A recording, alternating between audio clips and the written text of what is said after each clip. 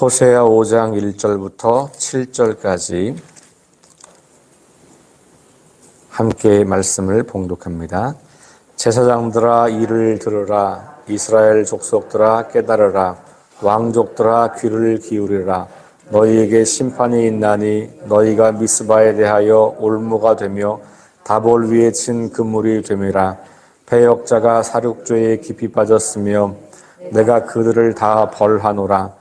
에브라임은 내가 알고 이스라엘은 내게 숨기지 못하나니 에브라임아 이제 내가 음행하였고 이스라엘이 더러워졌느니라. 그들의 행위가 그들로 자기 하나님에게 돌아가지 못하게 하나니 이는 음란한 마음이 그 속에 있어 여호와를 알지 못하는 까닭이라. 이스라엘의 교만이 그 얼굴에 드러났나니 그 죄악으로 말미암아 이스라엘과 에브라임이 넘어지고 유다도 그들과 함께 넘어지리라. 그들이 양떼와 소들을 끌고 여호와를 찾으러 갈지라도 만나지 못할 것은 이미 굴렀음이라. 그들이 여호와께 정조를 지키지 아니하고 사생아를 낳았으니 그러므로 새 달이 그들과 그 기업을 함께 삼키리라. 아멘. 네, 이제 5장은 하나님께서 이스라엘 백성들에게 내리실 심판에 관한 이야기를 합니다. 근데 5장은 전반부 오늘 7절까지와 또 8절부터 15절까지가 동일한 구조가 반복됩니다. 그래서 먼저 하나님께서 이스라엘의 실상을 고발하는 이야기가 등장하고요. 그 다음에 죄에 대한 고발을 하고 그리고 나서 심판을 선포하는 그런 흐름으로 되어 있어요. 그게 이제 7절까지 한번 나오고 다시 8절부터 또 한번 동일한 패턴이 등장한다는 것이죠. 그래서 이스라엘의 실상 그리고 그 타락한 모습들을 그대로 보여내주면서 그것이 결국은 하나님의 심판을 초래했다라는 이야기로 우리에게 전하고 있는 것이죠. 이제 첫 번째 1절부터 한번 다시 보시면 1절은 이렇게 시작합니다. 세 개의 중요한 동사를 사용하는데 들으라, 깨달으라, 귀를 기울이라.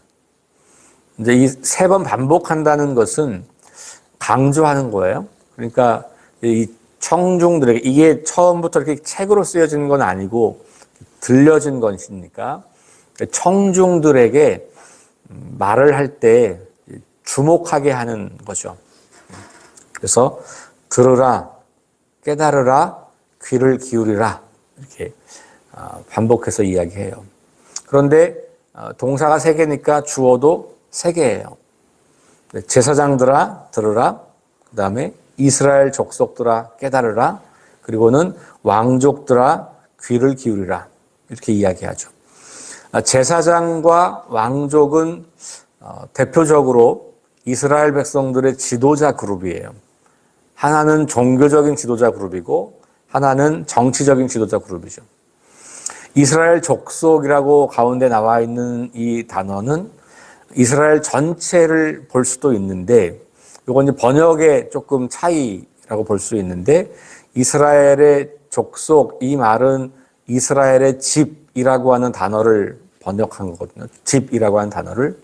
그래서 이것을 전체라고 보기보다는 문맥상으로 보면 이스라엘의 대표, 이 종교적인 대표 지도자들. 그래서 어떤 번역은 선지자라고 보기도 하고 어떤 번역은 또 다른 어떤 종교적 지도자라고 보기도 하는 거예요.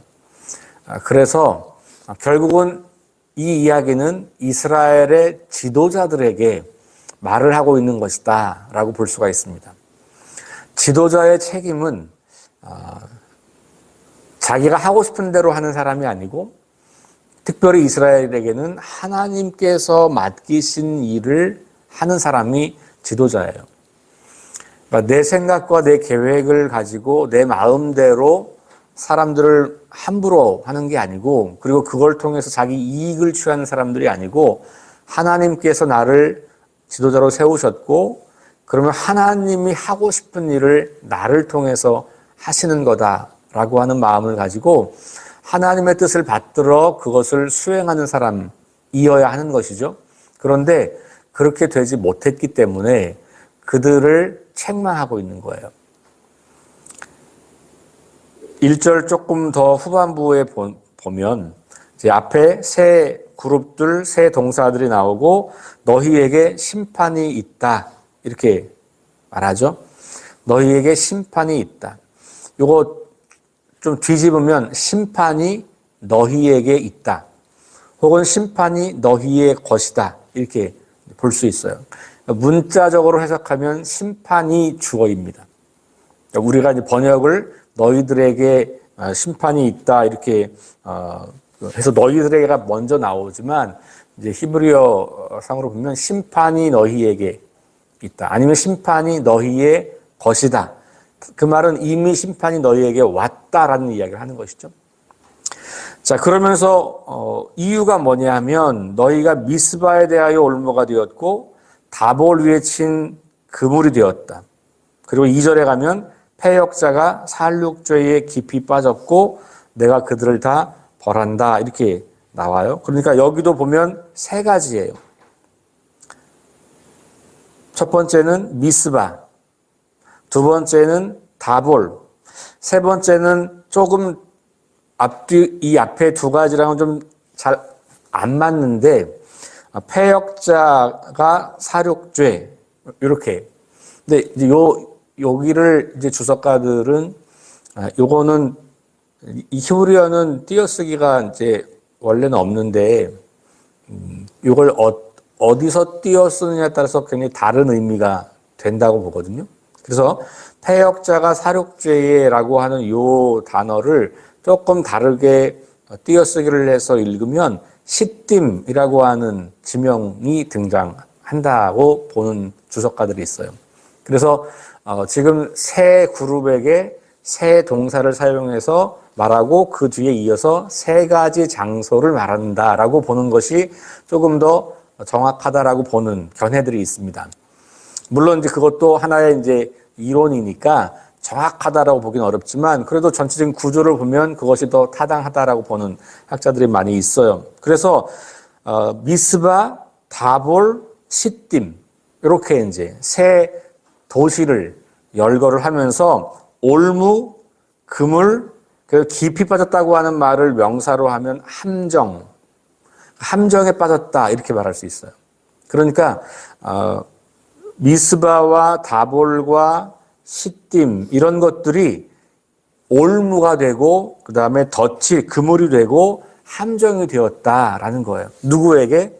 이스라엘 백성들에게. 그러니까 이 지도자들이 미스바와 다볼과 시딤이라고 하는 곳을 통해서 우상을 섬기는, 하나님을 예배하는 자리에서 우상을 섬기는, 그래서 하나님도 섬기고 우상도 섬기고 이렇게 되면서 이스라엘 백성들을 함정에 빠뜨렸다. 혹은 자기들 스스로를 그렇게 덫에 걸리게 했다라는 것이죠. 그 말은 이스라엘 백성들을 잘못된 길로 빠뜨렸다 이런 말이에요. 그러니까 지도자들은 백성들을 바른 길로 안내해야 하는 사람들이잖아요. 특별히 하나님 말씀으로 잘 안내해서 하나님의 뜻을 따라 살도록 해야 할 책임이 있는 지도자들이 자기들 스스로도 그렇거니와 백성들을 그렇게 올무가 되게 하고 덫이 되게 하고 함정이 되게 해서 꼼짝달싹 못하는 그 사로잡힌 존재들. 어디에 사로잡혔을까요? 하나님의 심판에. 그러니까 잘못된 길을 가게 되어서 그들이 죽을 위기에 처해 있다. 여기가 다 이제 사냥의 이미지잖아요. 올무, 그물, 함정이 다 사냥꾼이 사냥을 하는 이미지거든요. 그러니까 이스라엘 백성들의 그 모습을 그렇게 비유적으로 표현을 하고 있다라고 볼 수가 있습니다. 자, 그리고 나서 3절에 가면 에브라임은 내가 알고 이스라엘은 내게 숨기지 못한다 나왔어요. 에브라임과 이스라엘은 같은 말이에요. 우리식으로 말하면 서울은 내가 알고 대한민국은 내게 숨기지 못한다. 이런 의미라고 볼 수 있어요. 그러니까 에브라임은 북왕국의 지파 가운데 대표 지파예요. 그러니까 에브라임은 북왕국 이스라엘을 대변하는 겁니다. 그러니까 반복하는 거예요. 두 번 반복. 물론 이제 에브라임은 에브라임 족속만을 말한다고 볼 수도 있겠지만 통상 이것은 대명사입니다. 이스라엘을 받는 거예요. 그러니까 반복하는 겁니다. 내가 하나님께서 이 에브라임, 북이스라엘 그리고 이 이스라엘을 잘 알아서 숨을 수 없다 너희들이 이제 이런 말이죠.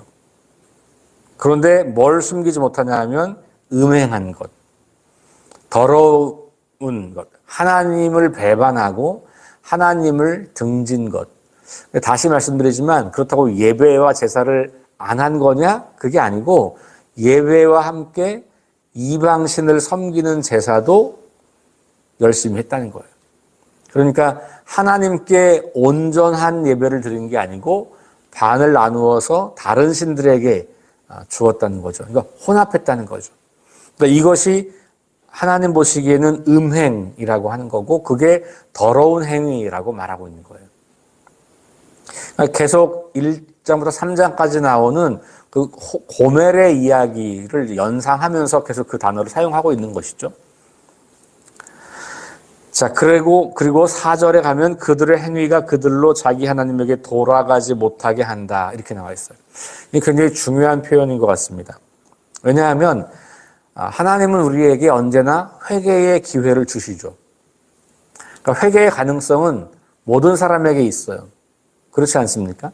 만약에 어떤 사람에게 너는 더 이상 회개할 가능성이 없어. 그렇게 말한다면 하나님의 모든 사람을 구원하시려는 하나님의 그 사랑과 대치가 되잖아요. 그렇죠? 그런데 오늘 이 표현은 하나님께로 돌아갈 수 없다는 표현을 하고 있는 거예요. 그들의 행위가 그들로 자기 하나님에게로 돌아가지 못하게 한다. 회개는 언제나 가능한 것이고 누구나 가능한 것이지만 우리의 타락과 부패가 심해지면 심해질수록 회개는 어렵다는 이야기죠.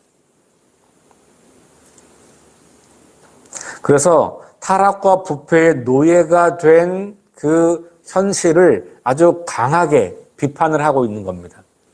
하나님께로 돌아올 수 없을 만큼 이스라엘은 범죄했다는 거예요.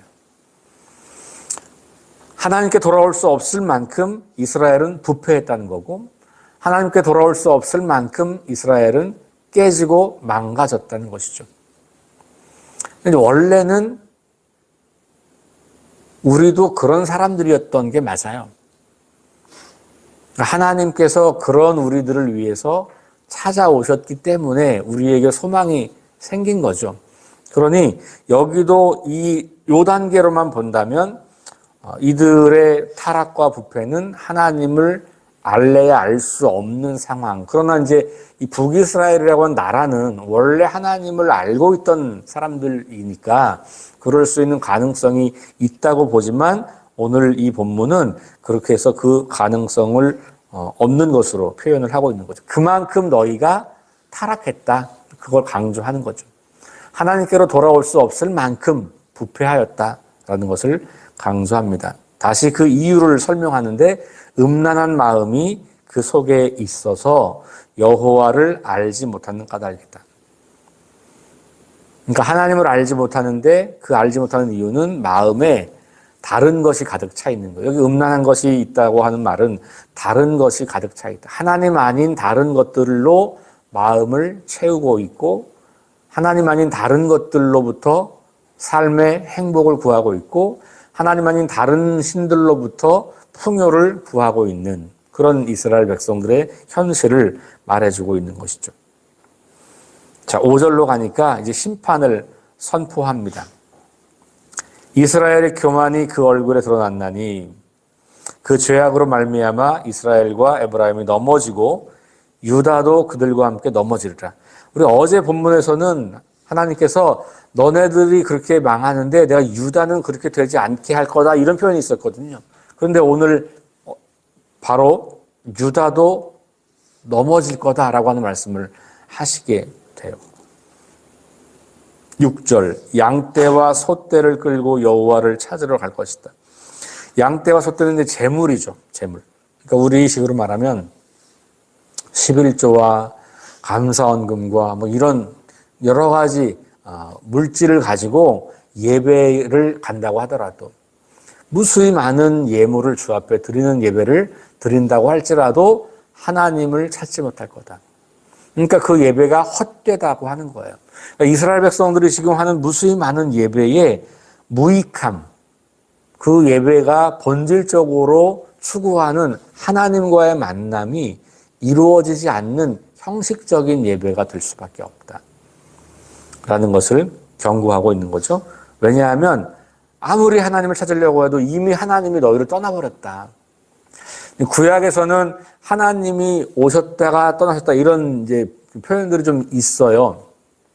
에스겔 같은 경우도 보면 하나님의 영이 이렇게 구름 가운데 이렇게 성전에 임했다가 그게 떠나게 되고, 다시 마지막에 가면 하나님이 이 이스라엘과 영원히 함께 계시고, 이런 이제 이미지들을 사용하잖아요. 여기서도 하나님이 이미 떠났다 너희를 이렇게 이야기하는 거죠. 그러니까 원래 우리가 먼저 하나님을 발견할 수 있는 존재는 아니잖아요. 하나님이 먼저 우리에게 오셨기 때문에 우리가 하나님을 발견할 수 있는 존재죠. 그게 계시라고 하는 말이잖아요. 우리는 찾을 수 없고 알 수 없고 만날 수 없는 그런 실존인데, 그런 실존 가운데 하나님께서 자비와 사랑으로 먼저 찾아오셨다는 거잖아요.